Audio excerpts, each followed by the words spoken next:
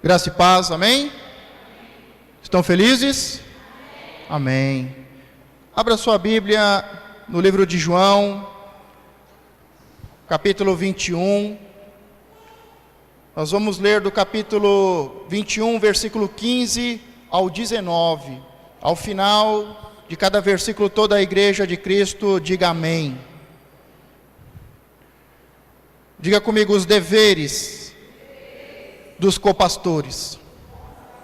Estamos na reta final deste longo e importante treinamento, a qual vimos a doutrina de Cristo, o discipulado sobre os seus 12 discípulos apostólicos e sobre os 70 discípulos proféticos e evangelistas.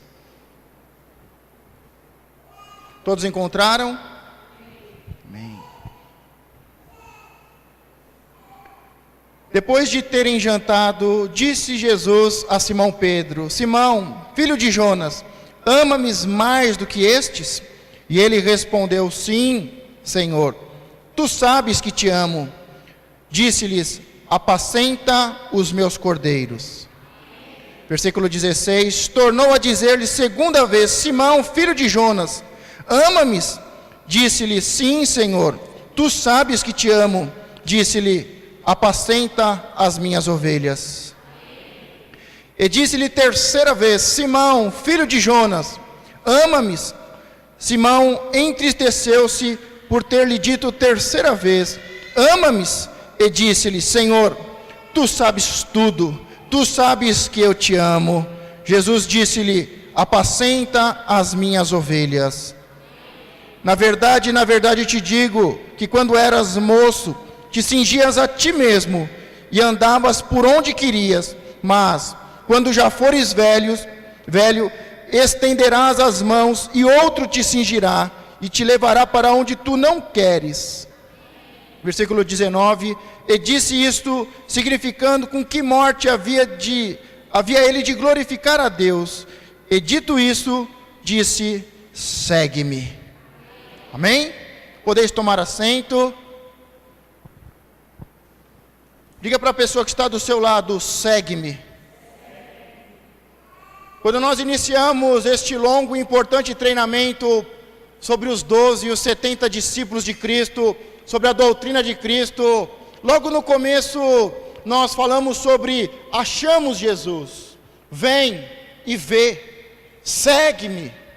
E nós agora estamos na reta final e hoje nós vamos falar não só de Pedro, mas nós vamos falar de 7 discípulos que acompanharam Pedro e foram pescar. Eu não sei como você está depois de todo este longo e importante processo de treinamento da doutrina de Cristo, do discipulado de Cristo. Porque como nós estamos vendo, quando Jesus veio a essa terra, havia muitas igrejas, havia muitos nomes, havia muitas placas, havia muitas formas de adorar a Deus em espírito e em verdade, havia muitas religiões e seitas, e todas elas usavam os textos sagrados, mas Jesus, ele não fez parte de nenhuma delas. Jesus veio levantar discípulos, Jesus veio formar discípulos, Jesus veio resgatar o homem que tinha caído no jardim do Éden, e levantar homens de verdade, homens que podiam ser ensinados, que poderiam ser ensinados e doutrinados, que seriam formados, moldados, que iam amadurecer para que pudesse a palavra de Deus ser levada de Jerusalém, Israel, para todos os cantos dessa terra, para todos os povos e nações. Por isso Jesus está em um longo período ensinando e doutrinando os seus discípulos. Nós vimos que praticamente o primeiro ano de Jesus ele se apresenta, ele é batizado por João Batista, ele começa a fazer sinais, milagres, ele começa a evangelizar e dizer que o reino de Deus é chegado. A palavra diz que quando Jesus se manifestou, aqueles que estavam assentados na sombra da morte viram a luz. viram a esperança, a salvação, viram a fé e muito mais. Eles viram o reino de Deus. Mas agora, quando se passou um ano, e Jesus começou o seu ministério com o batismo, começou a fazer milagres, a multidão começou a se aproximar. De uma grande multidão, ele separa 12 discípulos. E um pouco mais à frente, ele separa mais 70 discípulos. Jesus vai treinar estes discípulos. Por isso, do ministério de 3 anos e meio, que Jesus começou o seu ministério, quando se passa o primeiro ano, mais ou menos o primeiro ano, ele separa os 12. E estes 12, eles foram treinados de uma forma muito intensa, durante 2 anos e meio. Poucos meses à frente, ele chama mais 70, para dar continuidade ao trabalho evangelístico, e serem enviados de 2 em 2. Por isso, esses discípulos acompanharam, eles viram Jesus sendo batizado, eles viram Jesus fazendo sinais, milagres e prodígios, eles seguiram a Cristo, eles viram, eles ouviram, eles aprenderam, eles cresceram e amadureceram. E como nós vimos estes dias, o último dia, a noite mais escura, a morte e ressurreição de Cristo. Em seguida nós vimos que Ele venceu a morte. Falamos sobre uma notícia boa demais para ser verdade. Vimos que Jesus, depois da sua morte, Ele começa a abrir os olhos. Ele começa a abrir o entendimento. Ele se apresenta a Maria Madalena, as suas mulheres, as mulheres que ajudavam no ministério. Ele se apresenta primeiro às mulheres. Depois vimos que Ele se apresentou de uma forma muito especial a Pedro. Depois aos 2 discípulos no caminho de Emaú. Depois aos 10 discípulos. E depois aos 11 discípulos. E agora nós vamos ver hoje a 4ª vez que Jesus se apresenta, e a 3ª vez que Ele está se apresentando aos seus discípulos apostólicos, os 11 discípulos. Nós vemos aqui nesta conversa que Jesus está fazendo algo muito importante. Pergunta o que, pastor? Sabe, porque é comum nós vermos este texto, e este texto ele sempre é ministrado dentro de um contexto de cura. Isso não é errado, mas eu gostaria que você pensasse, vamos refletir, porque será que é isso mesmo que Jesus está fazendo?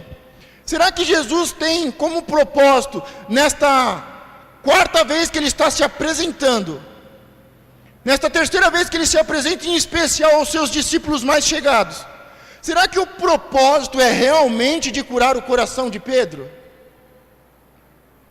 Primeiro, que eu gostaria que você entendesse que Ele não está somente falando com Pedro, Ele está falando com 7 discípulos, porque em certo momento Pedro se encontra com os outros e ele diz: vamos pescar. O ditado popular diz que quando estamos cansados, está estressado, vai pescar. Sabe, eu acredito que era exatamente isso que estava acontecendo com Pedro. Tivemos um feriado, muitos estão cansados, muitos foram retomar as suas forças, foram pensar, foram refletir sobre a vida. Sabe, é exatamente isso que está acontecendo com Pedro. Pedro teve um encontro especial com Jesus, só ele e Jesus. Não sabemos o que aconteceu, fizemos uma suposição, imaginamos o que aconteceu. Depois ele se encontra, ele está junto com os 10 discípulos, Pedro e os demais discípulos, menos Tomé. E Jesus se apresenta e diz: as feridas, olha as minhas feridas. E depois de uma semana, depois de 8 dias, ele se apresenta novamente aos seus discípulos, e agora está todos os discípulos e Tomé está junto. E o que ele fez com os outros discípulos, ele diz agora: Tomé, aqui estão as minhas feridas. Mas agora é a 4ª vez que ele se apresenta, é a 3ª vez que ele se apresenta em especial para os seus discípulos. E aqui não está os 10, não está os 11, mas está 7 discípulos. Diga, 7 discípulos. E este encontro, como eu disse, acontece logo depois de uma pescaria. Pedro provavelmente deve ter pensado: tudo bem, ele venceu a morte, é verdade, ele é o Cristo, mas será que vale a pena seguir os seus passos? Porque o próprio Jesus, nós vimos o que aconteceu com ele, e é bem provável que o mesmo aconteça comigo, que aconteça com cada um dos discípulos.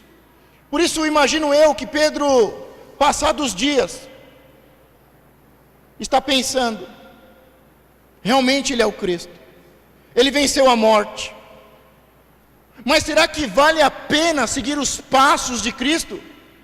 Será que vale a pena ser discípulo de Cristo? Será que não é muito pesado o ministério? E por isso, procurando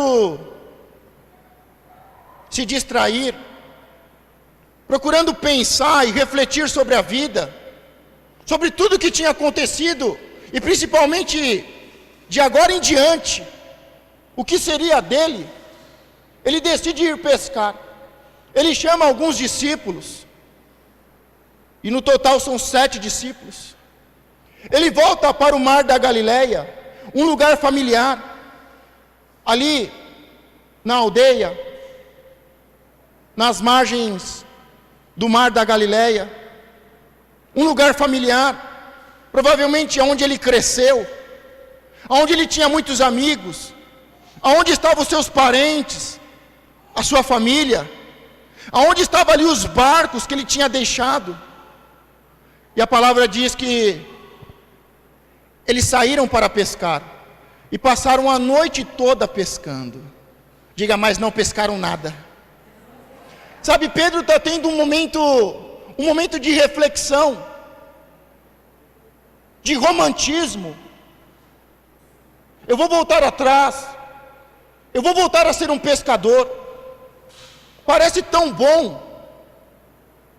voltar atrás, pensar no passado, mas nós sabemos que a maioria das pessoas que olham muito para trás, que olham muito para o seu passado, são pessoas que ainda estão presas, que ainda não conseguem avançar e conquistar. Quantas pessoas como Pedro olham para o passado, e olham para o passado cheio de ressentimentos, cheio de mágoas. Aconteceu isso, me fizeram isso, eu poderia ter feito desse jeito, a minha vida poderia ser outra.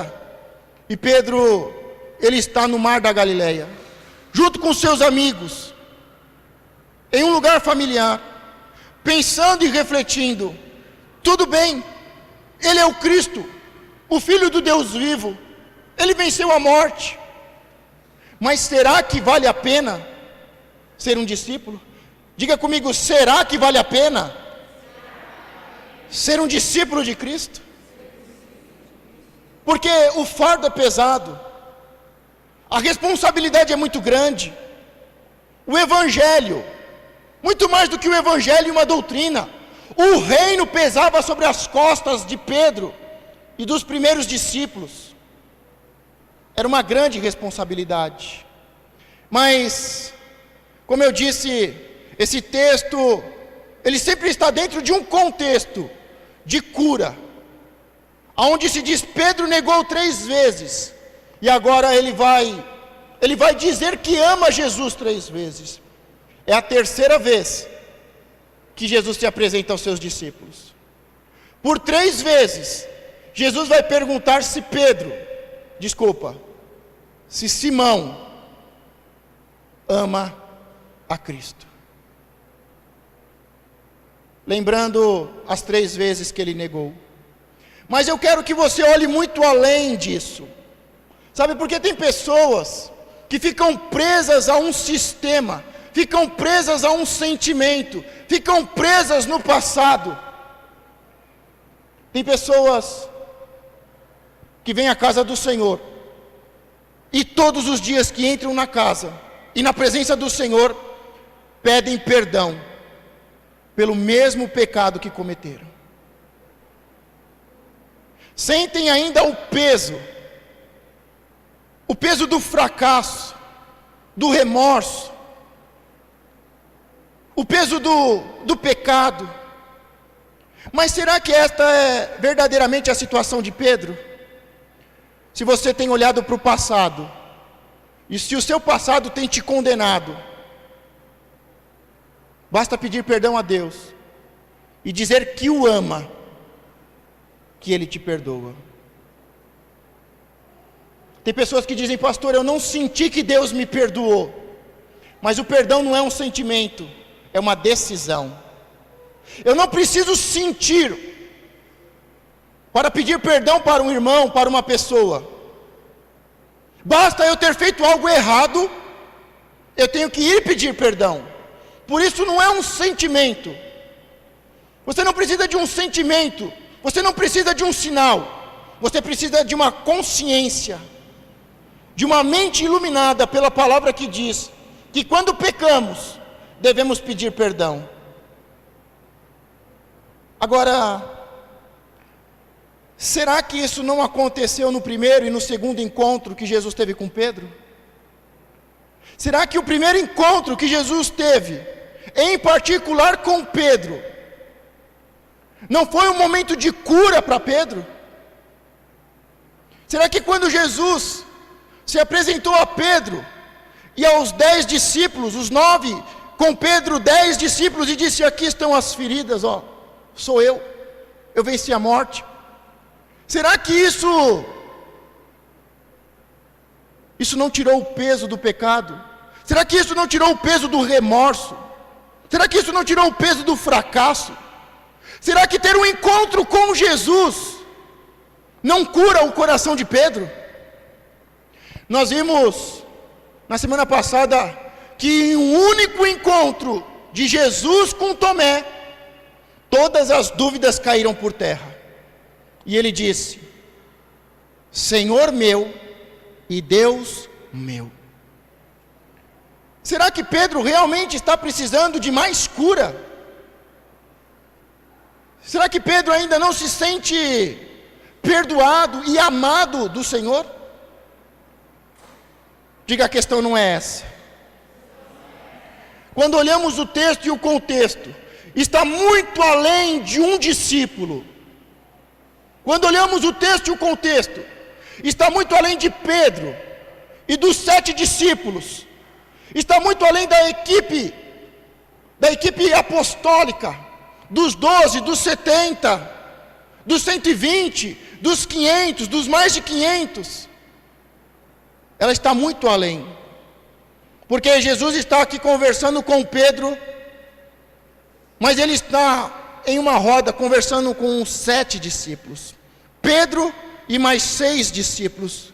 E a grande questão desta conversa não é a cura de Pedro.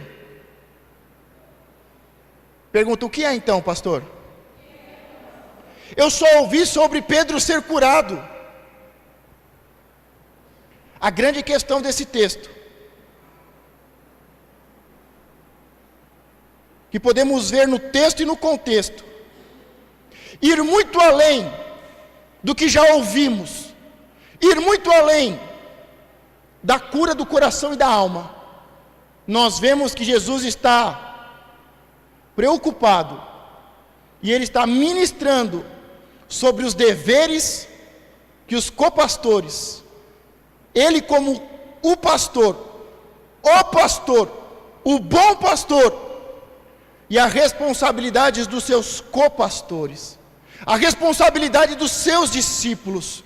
Por isso, quando nos soltamos da religiosidade, quando nos soltamos da mensagem que ouvimos em todo lugar, e vamos para a doutrina de Cristo, nós não vemos uma simples cura.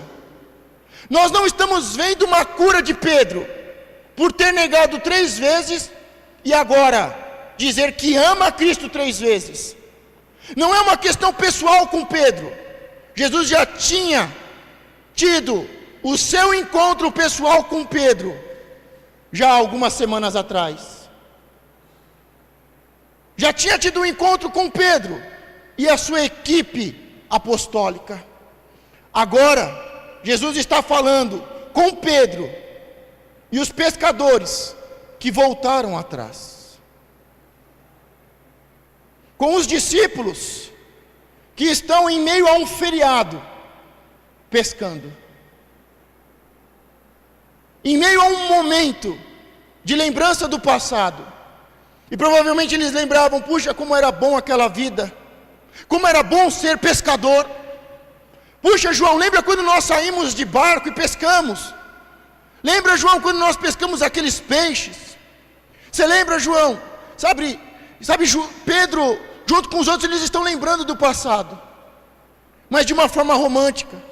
Porque aqui nós vemos que Jesus faz parte do texto e do contexto. Aquele que tinha chamado Pedro e os outros pescadores para serem muito mais do que pescadores de peixes, mas pescadores de homens, está mostrando para eles que eles estão olhando para um passado de uma forma romântica, envolvidos por uma ilusão, presos ao passado.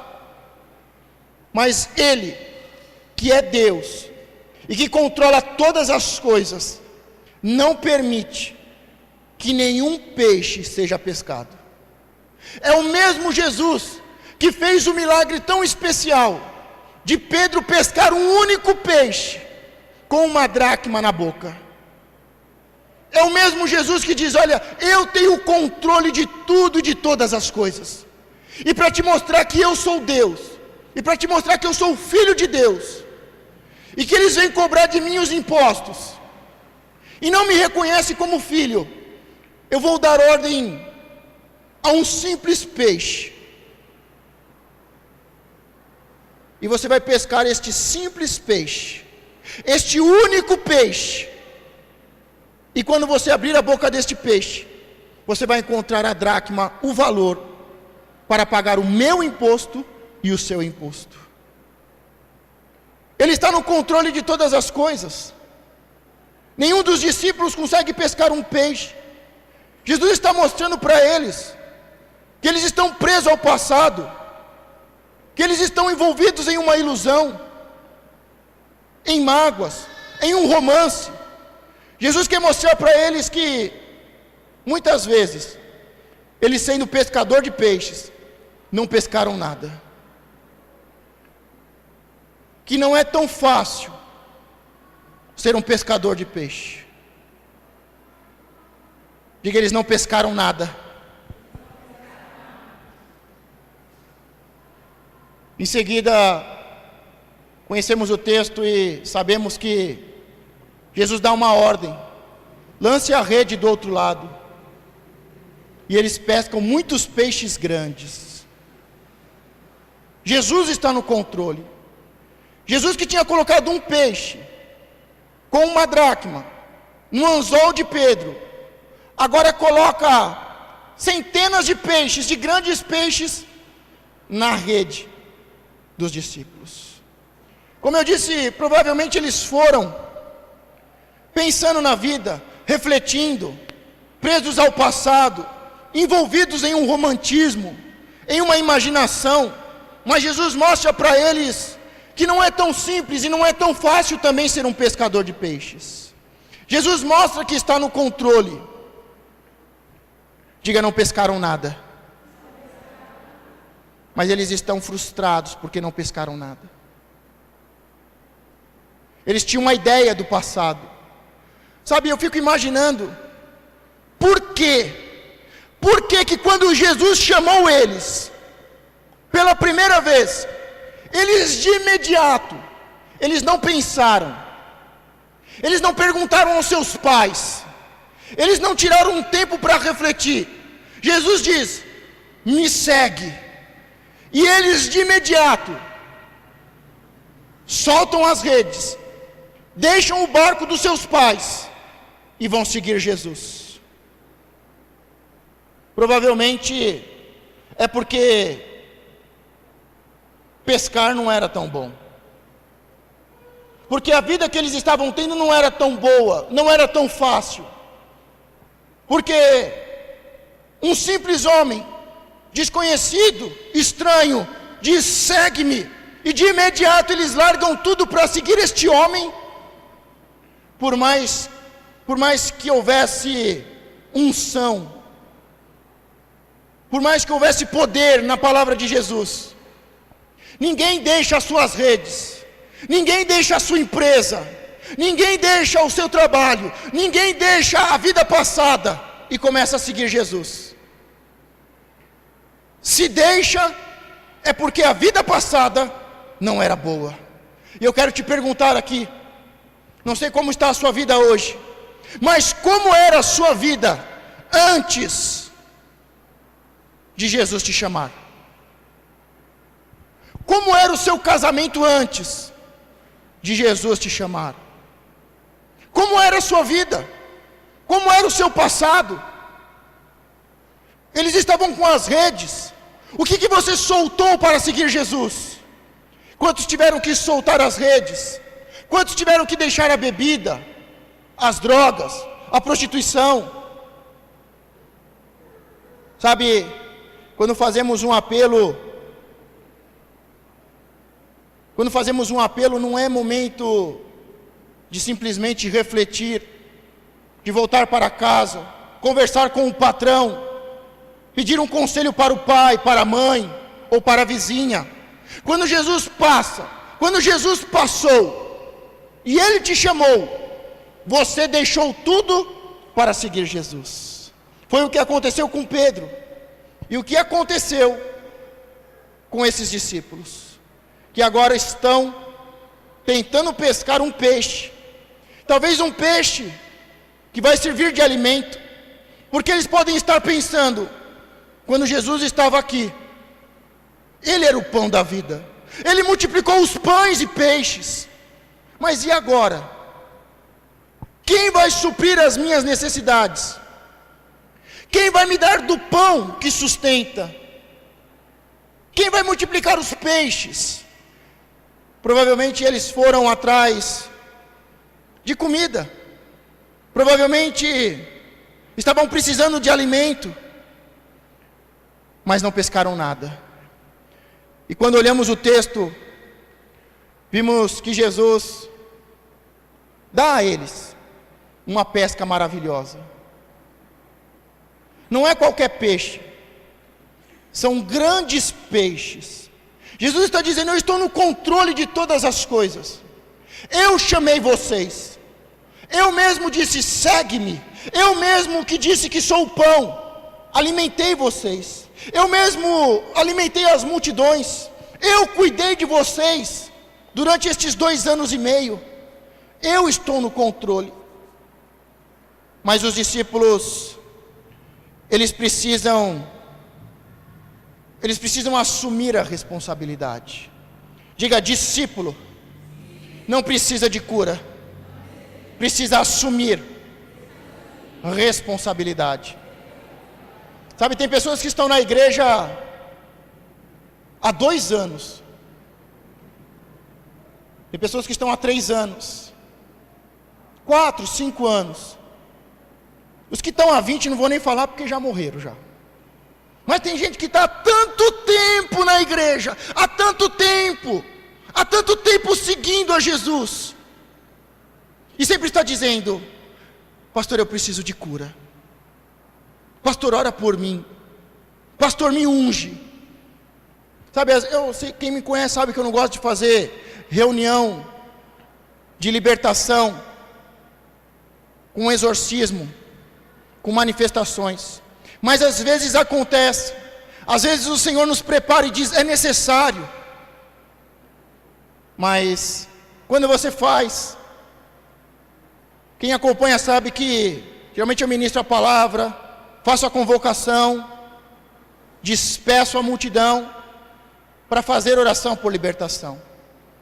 Porque pode acontecer uma manifestação. E quando você faz isso direcionado por Deus, às vezes vem alguém que diz, que ouviu falar e diz: pastor, coloca as mãos por mim, tira esse demônio que está na minha vida. Sabe, a grande questão não é tirar os demônios, a grande questão não é tirar as moscas, espantar as moscas, espantar os abutres, como a palavra ilustra, mas é tirar o lixo que está dentro. E o que tira o lixo de dentro de nós é a palavra. E quando Jesus faz a última ceia e estabelece a nova aliança, ele diz: vós já estáis limpos, limpos pela palavra. O que limpa uma pessoa, o que liberta uma pessoa, não é exorcismo, porque exorcismo, como Jesus mesmo disse, os demônios saem, porque vem o valente, o mais valente diz: fora, e eles saem, e eles vão para o deserto, mas lá eles se reúnem, e eles voltam, mais fortes, em um número maior, com mais 7, e encontrando a casa, o coração, limpo, adornado, mas vazio, sem Deus, sem a palavra de Deus, esses demônios voltam a entrar no coração, e a situação da vida dessa pessoa ainda se torna pior do que antes. Por isso, Pedro não está precisando de uma libertação. Alguns anos atrás, Jesus disse: para trás de mim, Satanás. Algumas semanas antes, Jesus diz: vós já estáis limpos. Pedro diz: não vai lavar os meus pés. E Jesus disse: se eu não lavar os teus pés, você não tem parte comigo. E ele diz: lava minhas mãos, lava os meus pés, lava minha cabeça. E Jesus diz: só os pés, porque vós já estáis limpos pela palavra. Tem pessoas que estão limpas, estão preparadas, conhecem a palavra, não são perfeitas, não conhecem tudo, como ninguém conhece tudo, e como ninguém é perfeito, mas já conhece a Cristo, já teve um encontro, já teve 2, é o 3º encontro, já foi curado no primeiro, já foi tirado o fardo do fracasso, já foi tirado o fardo do pecado, já foi perdoado, já teve outro encontro com a equipe, com a comunidade, mas agora Jesus não quer curar o seu coração. Tem pessoas que todo mês dizem que precisam de uma cura. Sabe o que é, pastor? Eu não estou bem. Sabe o que é dessa vez, pastor? Esta vez aconteceu isso, aconteceu aquilo. Sabe, são discípulos que precisam, como a equipe de Jesus, assumir a responsabilidade. Diga: a responsabilidade de um discípulo. Você pode estar pensando: mas eu não sou pastor de uma igreja. Mas você é líder de você mesmo. Você é um líder na sua casa. Você é o responsável pela sua família. Nós vemos que dos discípulos de Jesus, apenas um se tornou pregador. Todos os outros eram discípulos, eram testemunhas, falavam sobre a vida, a morte e a ressurreição de Cristo. Apenas um se tornou pregador, mas todos os outros discípulos, por onde iam, testemunhavam sobre Cristo, sobre quem Ele era e o que Ele tinha feito, e sobre ter vencido a morte.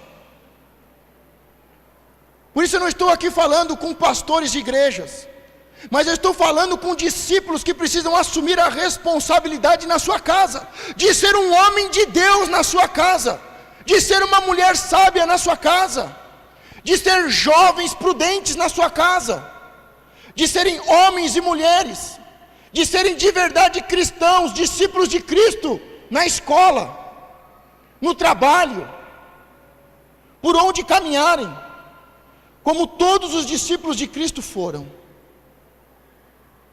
Nós vemos Jesus pergunta para Simão, filho de Jonas: me amas mais do que esse? Me ama mais do que estes? Porque a primeira vez, quando Jesus está se despedindo dos seus filhinhos, ele diz: para onde o Senhor vai? Me leva junto, eu quero ir junto. E o Senhor diz: para onde eu vou, você não pode ir agora. E ele diz: mas eu vou, eu quero ir. Ainda que seja para uma prisão, ainda que seja para a morte, eu quero ir com o Senhor. Provavelmente, aquela palavra que Jesus disse no primeiro encontro, segue-me, ecoava no coração. E ele não queria deixar o seu mestre. Mas o Senhor diz: não tem como você me seguir, porque ainda hoje, antes que o galo cante, você vai me negar 3 vezes. Ele disse: eu te amo mais do que os outros. Eles vão se escandalizar, eu não. Eles vão te deixar, eu não. E agora, Jesus na primeira vez diz: Simão. Porque Pedro é um nome revelado, é uma missão.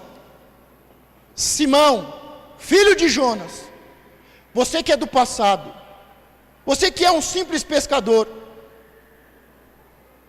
um pescador da Galileia, tu me amas mais do que eles?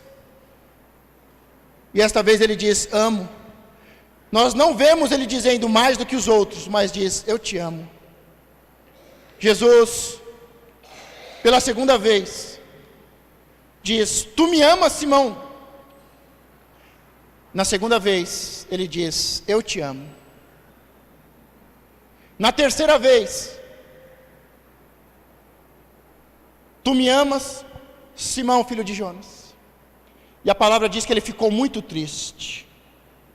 Mas nós vemos, tanto na primeira pergunta, como na segunda, e agora na terceira, que ele fica triste. Jesus disse: se tu me amas, então apacenta as minhas ovelhas. Jesus está curando ele, ou está dizendo: seja responsável, faça alguma coisa? Por que Jesus está usando Pedro? Por que ele está usando Simão? Por que ele está usando Pedro? Porque Pedro ali representa como a pedra, o início da doutrina, os primeiros cristãos. Ele não é o papa da igreja, ele é um discípulo. Jesus fez discípulos, copastores. Pedro, ele não assume a posição de Cristo, e nem é o dono da igreja. O dono da igreja é Cristo. Pedro, como os outros discípulos, é apenas um discípulo, que faz parte da equipe principal, um discípulo apostólico, e dentro da sua função, ele é um pregador. Mas não é porque ele é o pregador, que ele é dono da igreja, e que ele é mais importante do que os outros. Mas Jesus usa ele, porque Jesus não está falando somente com Pedro, Jesus está falando com a sua equipe. E hoje, por intermédio da sua palavra, e nós que estamos andando lado a lado com Jesus, e estamos neste terceiro encontro depois da sua ressurreição, e ele está dizendo: tu me amas? Ele não está preocupado, e ele não está querendo curar o seu coração. Ele já fez isso várias vezes. Ele já te libertou, ele já me libertou, ele já me ensinou, ele já me corrigiu, ele já demonstrou o seu amor, ele já pagou as minhas dívidas. Ele está dizendo: se tu me amas, apacenta as minhas ovelhas. Na segunda vez: se tu me amas, apacenta as minhas ovelhas. Na terceira vez: se tu me amas. E Simão diz, e eu acredito que é uma confissão tão importante quanto a primeira, a revelação: quem eu sou? Tu és Cristo. Tu és o Cristo, o Filho do Deus vivo. Tão importante quanto a confissão de Tomé: Senhor meu e Deus meu. Pedro agora diz: com o coração triste, o Senhor sabe todas as coisas. O Senhor sabia que eu ia te negar, antes do galo cantar. E o Senhor sabe todas as coisas. E o Senhor sabe que de verdade eu te amo. E Jesus diz: então apacenta as minhas ovelhas. Sabe, estamos na reta final deste treinamento. E ele não é para formar pregadores, não é para formar sábios, religiosos, fariseus, escribas. Não é para ter mais uma placa de igreja. É para formar discípulos. Discípulos da fonte de vida, do pastor Marcos, não. Discípulos de Cristo. Aonde você for, você de forma inteligente, usado por Deus, cheio do Espírito, com a mente iluminada, testemunhar sobre Cristo. Mas para isso nós precisamos, nós que somos discípulos, passado muitas gerações, os discípulos apostólicos dessa geração, os discípulos proféticos e evangelistas desta geração, nós que fazemos parte da multidão de discípulos de Cristo, precisamos assumir a responsabilidade de sermos copastores e cuidarmos das ovelhas. Diga: eu sou copastor de Cristo. Diga: eu sou um copastor. Eu sou uma copastora de Cristo. Eu preciso, diga: eu preciso assumir a responsabilidade. Você precisa, como um pastor, e sendo um copastor, cuidar da sua casa, cuidar da sua vida, cuidar da sua casa. Você precisa andar no meio da sociedade, que está em trevas hoje, na sombra da morte, sendo luz, sendo uma testemunha, como um discípulo, um copastor, tendo a responsabilidade de continuar a obra de Cristo. Como eu disse, Jesus não formou discípulos para substituir Ele, que ia morrer. Quando eu morrer, ninguém vai me substituir. Quando você morrer, ninguém vai te substituir. Mas Jesus, Ele não formou Pedro e nenhum discípulo para substituí-lo, mas para ser um copastor e continuar a obra. Diga: eu preciso assumir a responsabilidade e continuar a obra de Cristo na minha geração. Sabe, chegou o momento de você parar de pescar. Chegou o momento de parar de pensar no passado. O povo no deserto olhava para o Egito e dizia: lá nós tínhamos cebola.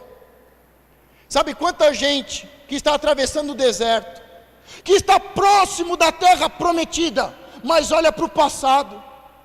Quando eu não ia na igreja era melhor. Quando eu não ia na igreja eu tinha amigos de verdade. Eles pagavam cerveja para mim. Tem um amigo meu que ele disse uma vez algo muito sério para mim. Ele falou: Marcos, o dia que você não tiver dinheiro e quiser sair comigo, é só você me ligar. Se você não tiver dinheiro, eu pago a sua entrada e eu pago toda a sua consumação. O que você quiser consumir de bebida, eu vou te pagar. Mas se um dia, ele olhando para mim, um amigo meu, amigo, ele disse: mas se um dia você estiver passando fome, não bata na minha casa não. Não bata na minha porta, porque eu não vou te dar comida não.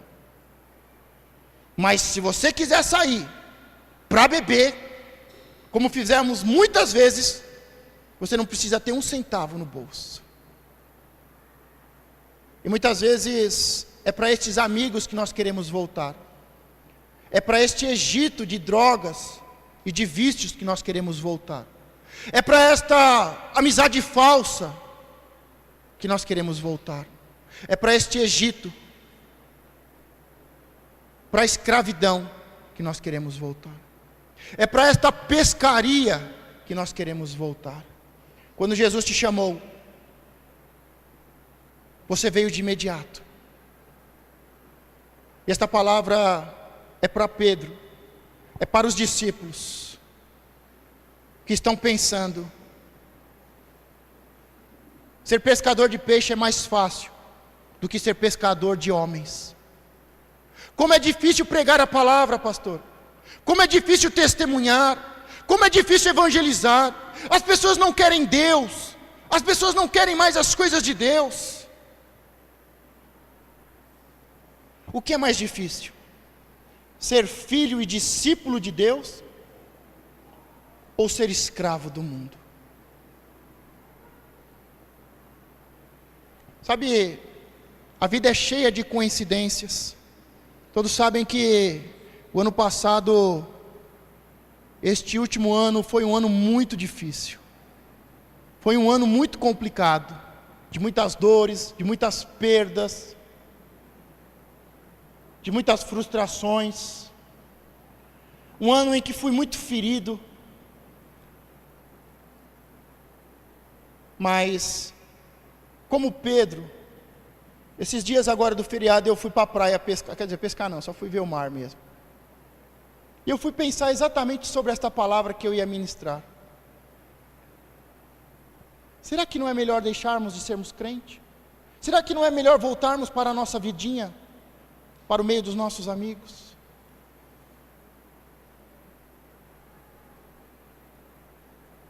Por que nós largamos tudo para seguir Jesus? E agora que chega a nossa hora, agora que chega, estamos próximos de concluir o curso, e de sermos a diferença na nossa casa, pensamos em parar e voltar atrás. Por isso essa mensagem é para aqueles que estão pensando em pescar, é para aqueles que estão pescando, é para aqueles que estão presos no passado, é para aqueles que estão comparando a vida de ontem e a vida de hoje, a vida no mundo e a vida no reino, como filho do diabo, filho da mentira e filho de Deus. Para aqueles que estão pensando no seu pão de cada dia, naqueles que estão dizendo: eu preciso trabalhar, eu preciso comer.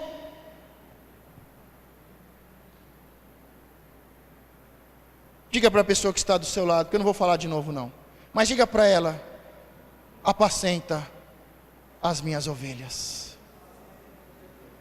Diga para ela: cuide dos seus filhos, cuide dos seus netos, trabalhe direito, seja uma boa pessoa, seja um modelo, seja um cristão de verdade, seja um discípulo de Cristo. Diga para ela: assuma a responsabilidade de ser um pescador de homens e mulheres. Ou você quer voltar para a sua vida?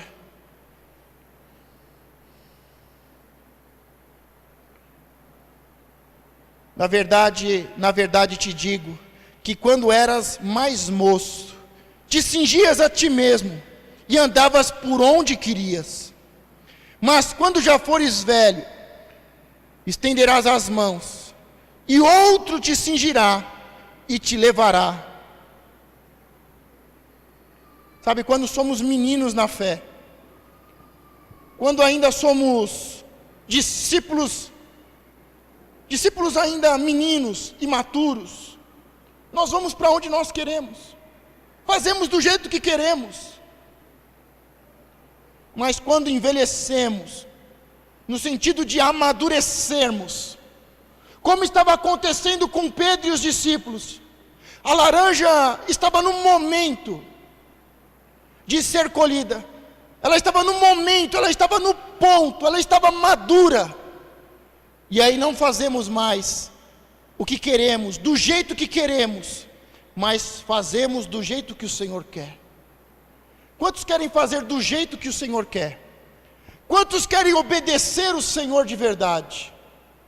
Quantos querem fazer parte deste novo tempo de discípulos maduros?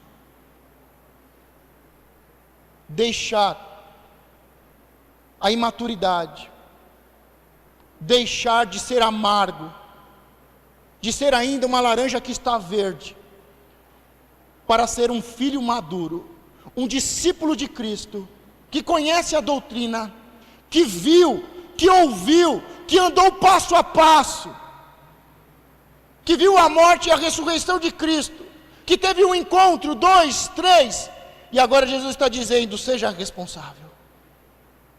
Seja responsável pela sua vida. Seja responsável pela sua casa. Quantos querem assumir uma responsabilidade?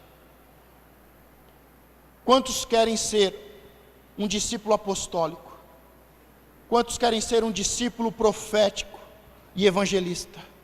Quantos querem ser um discípulo de verdade, uma testemunha, em que as pessoas vão ver e vão te perguntar: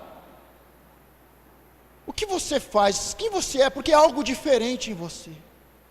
Há uma luz, há um brilho nos olhos. Mesmo no momento mais difícil, no momento da perseguição, há algo diferente em você. Você não para, você não volta atrás, você não se lamenta, você não murmura, você está sempre cheio, você é uma luz, você está sempre com um sorriso no rosto, você é sempre cordial, educado, você está sempre cheio de fé, de esperança, você é uma pessoa amorosa, que cumprimenta, que abraça, que ama, que ora. Diga: eu quero ser este novo discípulo, para viver este novo tempo. Está chegando a hora de uma grande transformação, e ela acontece pela responsabilidade. O Senhor dá ferramentas, o Senhor dá unção, dá ministérios para aquele que assume responsabilidade. Um dos discípulos não era o pregador, mas era o que orava. Ele era conhecido como discípulo camelo. Os seus joelhos pareciam joelhos de camelo, de tanto que ele ficava ajoelhado e orando. Eu não sei qual é o ministério que o Senhor vai te dar. Eu não sei se você vai ser um pregador, se vai ser uma pessoa de oração, intercessão, se vai ser um evangelista, um profeta, um pastor, um apóstolo, eu não sei. Eu não sei qual é o ministério, qual é o dom, qual é a unção que Deus vai te dar, que vai te capacitar para ser um discípulo fiel, uma testemunha de Cristo sobre a vida e a morte e ressurreição dele.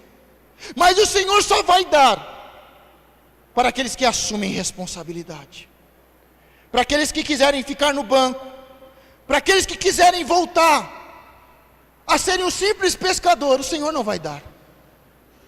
O Espírito vai se manifestar, o vento do Espírito vai soprar. Eu já posso sentir, eu já posso ver. É como uma pequena mão, é uma nuvem do tamanho da mão de um homem, mas a tempestade do avivamento, o vento do avivamento, o mover do avivamento, ele já começa a se formar neste lugar. E ele só vai vir, e ele só vai encher, e as línguas de fogo só vão descer sobre a cabeça daqueles que assumem responsabilidade.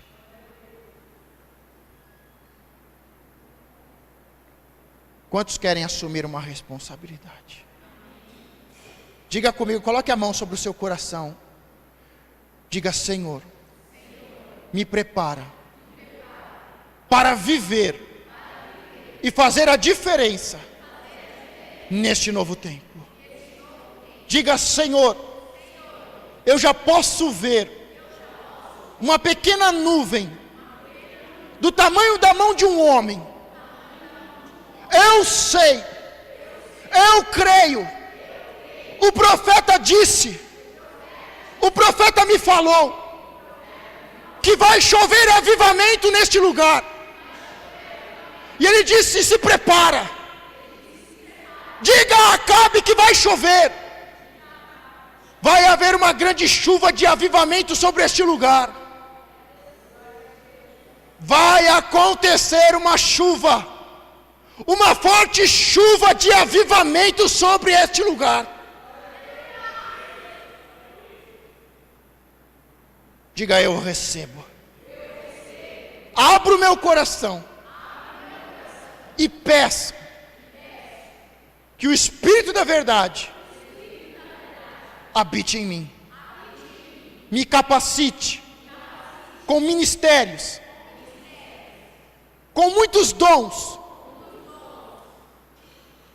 para ser uma testemunha fiel.